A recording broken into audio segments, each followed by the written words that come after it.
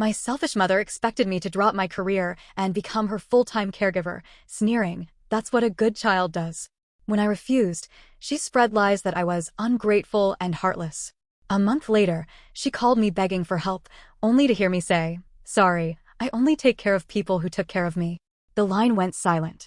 I didn't plan this. I'm not someone who seeks revenge. But sometimes, life hands you a moment where you can either fold or draw a line. I chose the line. I'm writing this because I need to get it off my chest, and I know I'm not the only one who's dealt with parents who think having a child means owning a servant. Here's what happened. Childhood with her was like walking on broken glass. I was raised by my mother. Dad left when I was still a toddler. He couldn't take it, I guess. Mom told me he was weak. That he wasn't a real man. That we didn't need him.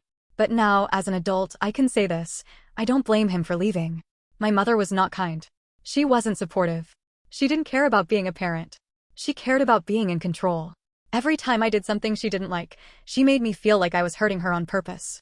She never hit me. But she made sure I knew how disappointed she was in me. Constantly. When I was hungry, she said, "You could have made something for both of us." I was 9. When I cried, she said, "I don't have time for your drama." When I wanted to join school clubs or hang out with friends, she said, "You're just trying to avoid helping me around the house." She always made herself the victim. And when I got older, it only got worse. I escaped and built my own life. The second I turned 18, I left. I worked 2 jobs, went to community college, and eventually got a scholarship to a university out of state. I went into healthcare, became a nurse, then eventually a nurse practitioner. Took me years, but I got there. I moved to Seattle and didn't look back. Every now and then, I'd get calls from her. Mostly complaints. She wasn't happy with her doctor. She was tired all the time. No one helped her. "You're the only one I have." And I felt guilty. So I'd send money. I visited a few times. But every visit ended in a fight. She'd pick at everything. My clothes, my weight, my job. "You think you're better than me now?" she'd say, out of nowhere. She wanted me under her thumb again. But I didn't go back. I kept my distance. Until she fell. The fall that pulled me back in. It happened during the pandemic. One of my cousins called and said Mom had fallen in the kitchen and broken her hip. She was in the hospital. Alone. No one else could help. I didn't hesitate. I took emergency leave and flew back to North Carolina. Stayed in the house I had sworn I'd never sleep in again. The same house where she once told me that I ruined her life because she couldn't afford to buy makeup after paying for my school lunch. She was pathetic when I arrived. Couldn't walk. Bitter. In pain. And I felt sorry for her. She looked small. Weak. For a moment, I thought maybe this would change things. But it didn't. As soon as she realized I was staying more than a couple days, she went back to her usual self. The guilt started immediately. She refused to cooperate with the physical therapist. She refused to eat unless I made real food, not nurse food. She told the home care nurse, right in front of me, "My daughter's just pretending to care. She's got her own life now." She made me feel like crap every day. But I stayed. I stayed for 3 weeks. I cleaned. I cooked. I did everything. I paid for a medical bed. I got grab bars installed. I called her doctor to go over her meds. And when I said I had to go back to Seattle because, again, I have a job, she looked at me with disgust and said, "That's what a good child does, huh? Leaves their mother crippled and alone." I couldn't believe it. She said it without blinking. And I just stood there. She didn't ask me to stay. She expected it. Like I owed it to her. That's when I realized nothing I do will ever be enough. The smear campaign started right after I left. I flew home. Exhausted. Drained. Angry. But mostly sad. I told myself I did the right thing. I had done everything I could. Then the messages started. A coworker from high school reached out on Facebook. Said she heard about my mom. Asked if I was okay. That was weird. Then my cousin texted me and said, "Are you seriously not helping Auntie anymore? What the hell?" I started asking around. My mom had been telling people that I abandoned her. That I left her with no food, no money, no help. That I flew in, judged her, and walked away. She told people I refused to wipe her when she couldn't walk. I was livid. I had spent nearly $4,000 on her care, most of it out of pocket. I set up her entire recovery plan. I gave up 3 weeks of work in the middle of a pandemic. And she turned it into a pity party so she could get attention and make me look like the villain. And you know what made it worse? People believed her. I cut her off cold. I didn't yell. I didn't confront her. I just stopped everything. I called the home care agency and told them she'd need to be reevaluated by whoever had medical power of attorney, and it wasn't me anymore. I blocked her number, blocked her email, deleted her from Facebook. I let family know I wasn't available for updates anymore. If they wanted to help her, they could. I was done. And for the first time in a long time, I slept without grinding my teeth. It was quiet. I kept thinking maybe she'd show up somehow. Send a letter. Call from someone else's phone. But she didn't. Until she did. So I blocked her. Cut all contact. Set hard boundaries. I didn't do it out of hate. I did it to survive. And for a while, it worked. A month of silence. Then the call. It had been about 4 weeks. I was back in Seattle, working long shifts, keeping to myself. I told my coworkers I was dealing with family stuff, but didn't go into details. Honestly, I didn't have the energy. Then one morning, I saw a voicemail from a number I didn't know. It was her. Her voice was weak. Shaky. I know you hate me. I know I messed up. But I really need help. I think it's my lungs. I can't breathe well. Please, call me. I didn't. I listened to it twice, then deleted it. 2 days later, another number. This time, she didn't cry. She was angry. So this is how it ends? You're punishing me now? For what? For needing you. I didn't respond to that either. But then something changed. A family friend reaches out with news. There's this older woman, Mrs. Jeanette, who used to live next door to us when I was a teenager. Kind woman. Church type. She messages me on Facebook out of nowhere. Hey, sweetie. I don't want to intrude, but I thought you should know your mama's in real trouble. She called me yesterday, said she can't breathe and has a fever. She asked me to call you. I didn't feel right not saying something. I thanked her and said I was aware. But I didn't explain. Then Mrs. Jeanette said something that stopped me cold. She's been telling people you're cutting her off because she refused to sign her house over to you. That you're after her property. Wait. What? The house lie. My mother's house is falling apart. It's maybe worth $80,000, and that's being generous. But now she was telling people I wanted to steal it from her? I felt sick. Then I got a message from one of my mom's old church friends. This woman, let's call her Deborah, went full rage on me in DMs. She called me a snake. Said I tried to scam an old woman and then abandoned her when it didn't work. I stared at the screen for a full minute. Then I blocked Deborah. I didn't respond. I didn't defend myself. I knew if I said anything, it would only fuel the drama. But inside, I was boiling. This was more than just lies now. This was character assassination. Legal trouble starts brewing. 2 days later, I get a letter forwarded to my clinic's office from an attorney in Asheville. A legal notice. My mother was attempting to file for elder abuse and financial exploitation. She was accusing me of taking her money under false pretenses. I almost laughed. Almost. Instead, I called my lawyer. We went through everything. The payments I made. The receipts. The texts where I confirmed the things I bought for her. The invoices from the home health service. All documented. My lawyer said, they don't have a case. But they're trying to scare you. And honestly, it worked for a moment. But then I realized something else. She was falling apart. Fast. She was throwing everything at the wall to see what stuck. Guilt didn't work. Begging didn't work. Now it was lies and threats. And soon, that would stop working too. Then, she went even lower. Out of nowhere, my ex from college texts me. We hadn't spoken in years. He's married with kids. Lives in Tennessee. His message, hey, I know this is weird. But your mom called me last week. Asked if I thought you might still be using painkillers. What? I was stunned. I never had a pill problem. I worked in trauma care. I saw people ruined by addiction. I've always been careful. But now she was calling my ex-boyfriends, trying to dig up anything she could? I asked how she even got his number. He said she called his mother. His mother.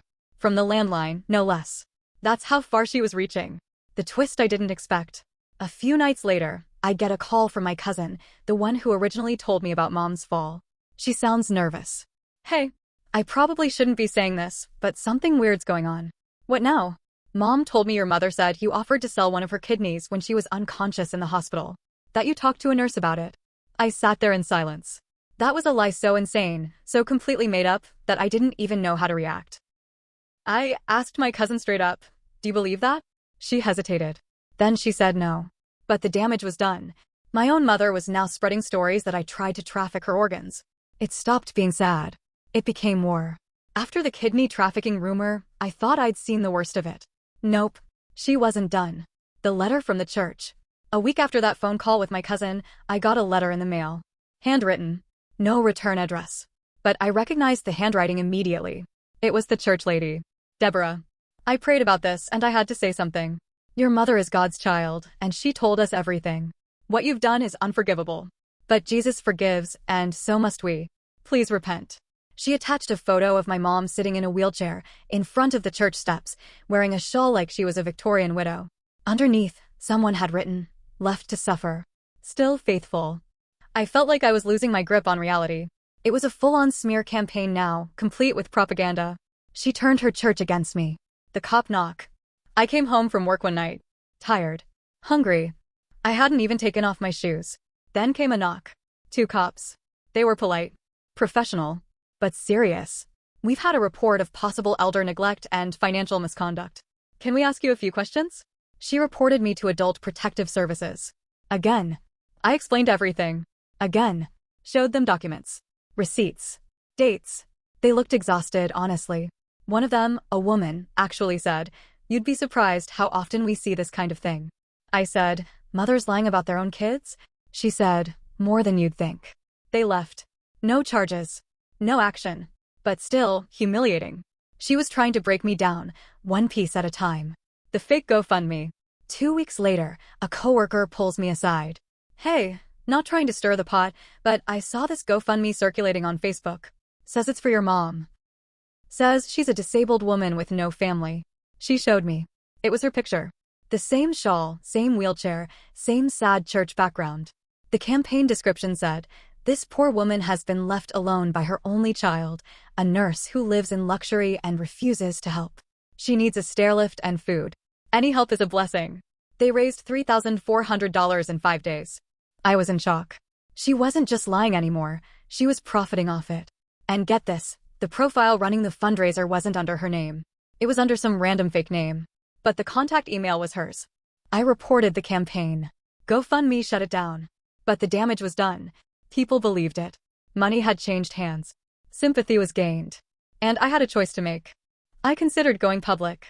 For the first time ever, I actually thought about airing it all. I drafted a long Facebook post. Broke down the timeline. Added screenshots. Receipts. Photos. Quotes. I even recorded a short video, just explaining everything calmly. I sat on it for 3 days. Never posted it. Because I realized, if I do this, I'm playing her game. And I'd already lost too much time and energy on her.